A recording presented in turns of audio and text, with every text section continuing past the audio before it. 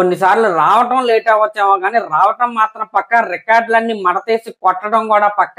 ఈ డైలాగ్ ని ప్రత్యేకంగా పవన్ కళ్యాణ్ గారి గురించే ఎందుకు రాశారు ఇప్పుడైతే అర్థమవుతుంది. September 2 పవన్ కళ్యాణ్ గారి బర్త్డే సందర్భంగా గబ్బర్ సింగ్ సినిమాని అయితే రీ రిలీజ్ అయితే చేస్తున్నారు. అయితే ఆ cinema advance bookings re release లో కూడా రీసౌండ్ తెప్పిస్తున్నాయి. ఇప్పటికే Gabbar Singh cinema pre sales లో 1 crore మార్క్ అయితే టచ్ అయిపోయింది. దీన్ని బట్టే అర్థమవుతుంది మనకి ఫ్యాన్స్ ఎంత ఆకలితో ఉన్నారో. అసలు గబ్బర్ సింగ్ సినిమా అనేది పవన్ కళ్యాణ్ గారి ఫ్యాన్స్ కి ఊపిరి పోసిన cinema. Gabbar Singh cinema release కి ముందు కొన్ని సంవత్సరాలు పవన్ కళ్యాణ్ గారికి అసలు హిట్ ముఖమే చూడలేదు. ఒక్క జల్సాని మినహాయిస్తే వచ్చిన సినిమా వచ్చినట్టు పోయింది. అసలు పరిస్థితి ఎలా మారిపోయిందంటే డైరెక్ట్ గా ఫ్యాన్సే వెళ్లి పవన్ కళ్యాణ్ గారిని అన్నా ఒక హిట్ తీయన్నా, అన్నా ఒక హిట్ తీయన్నా అని ఫ్యాన్స్ అడగడం అయితే మొదలు పెట్టేశారు. అసలు పవన్ కళ్యాణ్ గారి హిట్ కోసం చేయని ప్రయత్నం అయితే లేదు. చాలా రీమేక్స్ చేశారు, ఒరిజినల్ స్టోరీలు చేశారు, అయినా సరే హిట్ అయితే రాలేదు. అప్పుడే రిలీజ్ అయింది సల్మాన్ ఖాన్ గారి బాలీవుడ్ లో దబాంగ్ సినిమా. ఆ సినిమా అయితే పవన్ కళ్యాణ్ గారికి అయితే బాగా నచ్చింది. అయితే తెలుగులో ఈ సినిమాని తీసే డైరెక్టర్ కోసం అయితే వెతుకుతున్నారు. యాక్చువల్ గా గబ్బర్ సింగ్ సినిమా కంటే ముందు హరీష్ శంకర్ గారు మిరపకాయ కథను అయితే పవన్ కళ్యాణ్ గారికి చెప్పారు. కానీ ఆయన వేరే సినిమాలతో బిజీగా ఉండడం వల్ల ఇంకా లేట్ అయిద్దని రవితేజ గారితో అయితే మిరపకాయ సినిమా అయితే తీసేశాడు హరీష్ శంకర్ గారు. కానీ ఒక రోజు పవన్ కళ్యాణ్ గారి నుంచి హరీష్ శంకర్ గారికి అయితే పిలుపు అయితే వచ్చింది. అదేంటయ్యా అంటే దబాంగ్ సినిమాని తెలుగులో తీయాలి, దానికి నువ్వే డైరెక్టర్, ప్రొడ్యూసర్ మన బండ్ల గణేష్ గారు అని అయితే చెప్పేశారు. అప్పుడు హరీష్ శంకర్ గారు దీన్ని ఉన్నది ఉన్నట్టు తీస్తే మన తెలుగు ఆడియన్స్ కి నచ్చదని దాంట్లో కొన్ని మార్పులు చేసుకుని వస్తానని అయితే వెళ్ళాడు ఆయన. ఇలా అన్ని మార్పులు చేసుకుని హరీష్ శంకర్ గారు అయితే రెడీగా ఉన్నాడు. ఇంకా పవన్ కళ్యాణ్ గారు కూడా కొన్ని యాడింగ్ సీన్స్ అయితే చెప్పాడు. ఆ సీన్ లో ఆ సీక్వెన్స్ ఏంటయ్యా అంటే మన సినిమాలో హైలైట్ గా నిలిచిన కబడ్డీ సీను, అలాగే అంత్యాక్షరి సీను. ఈ అంత్యాక్షరి సీన్ కి అయితే కొన్ని వందల పాటలు అయితే విని ఇప్పుడు మనం సినిమాలో చూసిన పాటలను అయితే సెలెక్ట్ చేశారు. ఇలా అన్ని కుదిరి సినిమా అయితే రిలీజ్ అయింది. బ్లాక్ బస్టర్ టాక్ అయితే తెచ్చుకుంది. ఆల్మోస్ట్ 1 డికేడ్ తర్వాత పవన్ కళ్యాణ్ గారి సినిమాకి డైరెక్ట్ బ్లాక్ బస్టర్ టాక్ అయితే పడింది. ఇంకా ఈస్ట్ లేదు, వెస్ట్ లేదు, నార్త్ లేదు, సౌత్ లేదు, ప్రతి దిక్కున ప్రతి ఏరియాలో ఉన్న థియేటర్స్ కి అయితే జనం అయితే తండోపతండాలుగా అయితే వెళ్లి బ్రహ్మరథం పట్టారు ఈ సినిమాకి. ఈ సినిమా అప్పట్లో 60 కోట్లకు పైగా షేర్ అయితే కలెక్ట్ చేసి దగ్గరగా 100 కోట్ల గ్రాస్ అయితే కలెక్ట్ చేసింది.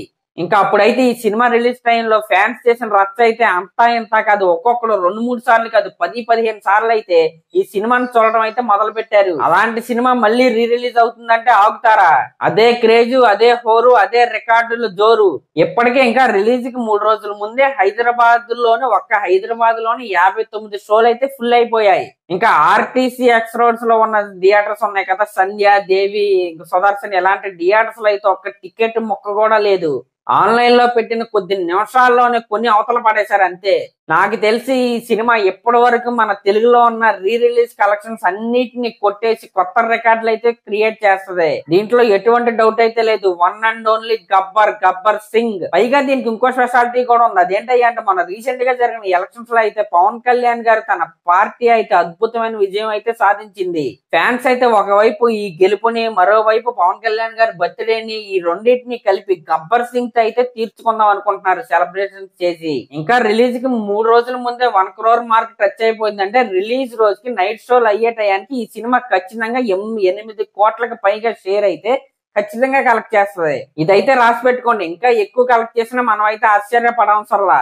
కానీ దీంట్లో నాకు బాధను కలిగించే విషయం కూడా ఉంది. అదేంటంటే అంటే నిన్న రిలీజ్ అయిన నాని గారి సినిమా ఉంది కదా, సరిపోతా శనివారం, దానికి యునానిమస్ బ్లాక్ బస్టర్ టాక్ వచ్చినా సరే గబ్బర్ సింగ్ సినిమా వల్ల కొంతమంది జనం అయితే ఈ సినిమాని కాదని గబ్బర్ సింగ్ సినిమాకి అయితే టికెట్లు అయితే బుక్ చేసుకుంటున్నారు. మరి ఇలాంటి కొత్త సినిమాలు వచ్చినప్పుడైనా సరే ఇలాంటి రీ రిలీజ్ ని ఆపి 1 వారం పోస్ట్ పోన్ చేసుకోవడం వల్ల ఎటువంటి నష్టం అయితే ఉండదు.